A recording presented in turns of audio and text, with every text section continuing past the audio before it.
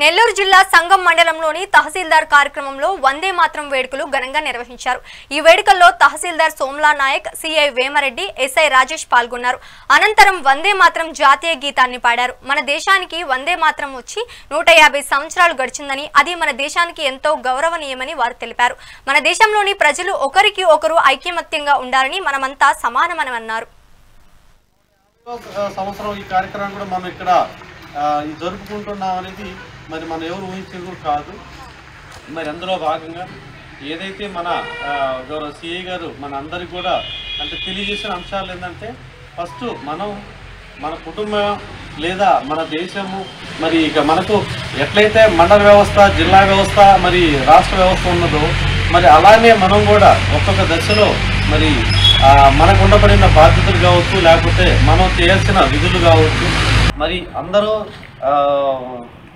ఈ యొక్క జాతీయ గీతాన్ని మరి అందరం ఆలపించి మరి అందరికి కూడా అందరూ సమానులే తర్వాత అంటే 150వ సంవత్సరం ఈ కార్యక్రమం కూడా మనం ఇక్కడ